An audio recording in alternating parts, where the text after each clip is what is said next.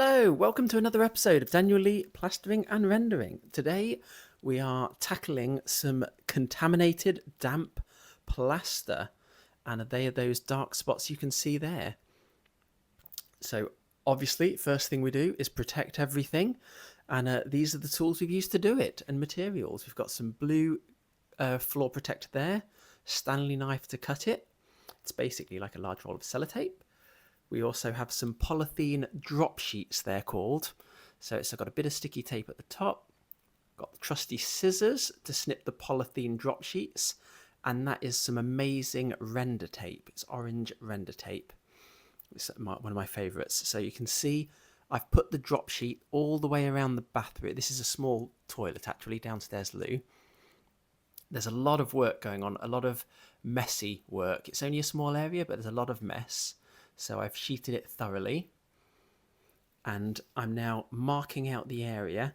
So when you've got damp like that, you want to be at least about, I'd recommend 30 centimetres clear of all the damp areas. This has actually a repair that was done, and we didn't cut away the undercoat plaster, which is an error on our part, so we're back. It's bled through. The damp has bled through, so we will now angle grind a nice couple of straight lines there.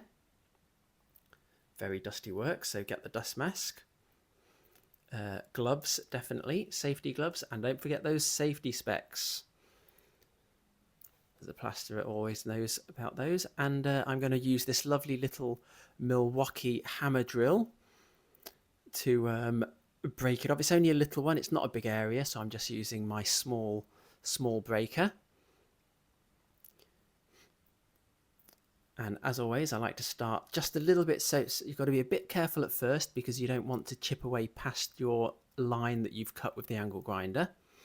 You can see there, so I just start just a little bit away from the line, and you can see that top section there is actually nice and bone dry behind the plaster.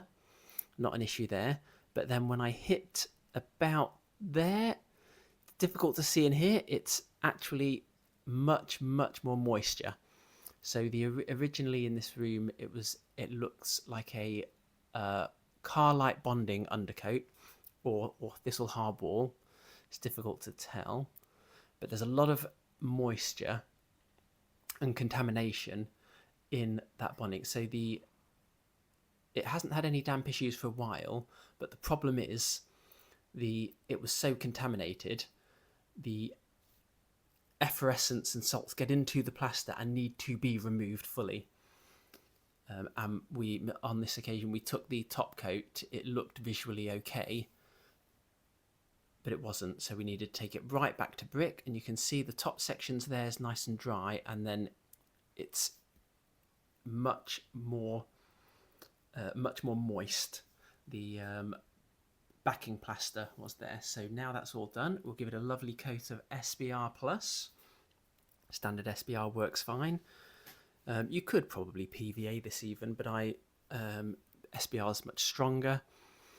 So I like to go with the belt and braces approach. As you know, we guarantee all our work, and that is fully SBR'd. So we will let that go off. That wants to dry nicely, and then once that is dry, we will apply the waterproof render. So what we're doing here, this is Weber one coat render, the pre-mixed bags, but I've used additives to make it waterproof. So it's a pre-mixed bagged render, Weber one coat, but I've added liquid waterproofer and SBR, so I've turned it into a waterproofing render and increased its flexibility and strength with the SBR as well, as I'm building it up in it's about a good 20 mil there, I'd say, 20 mil thick. But with Weber one coat, you can just get it all on, and that will be able to take a coat of Thistle multi-finish plaster over the top once it's all done. So you can see there, popping it all on. Doesn't have to be too pretty. You do want it nice and flat and straight, of course. So I've got my little straight edge. It's quite a tight area. So it's a little bit tricky to get the big straight edges in there.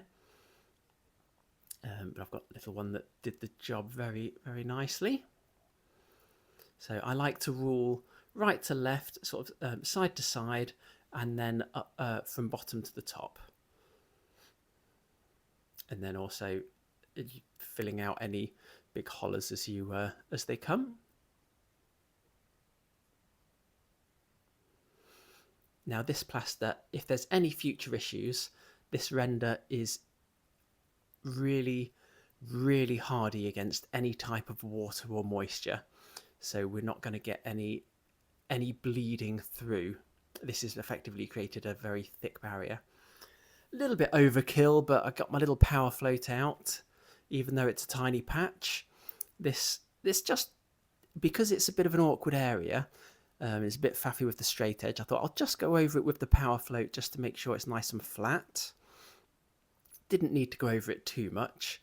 I'm mostly checking it just to make sure it's a nice and flat, ready for the multi-finish to go over the top.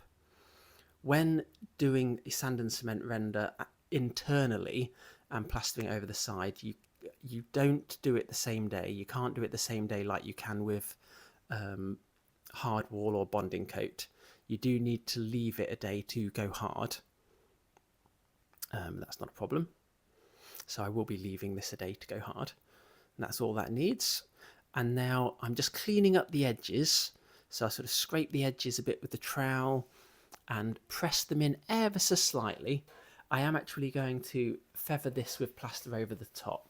Depending on how you finish it, you could take 3mm of the render off the whole thing and then patch flush to it.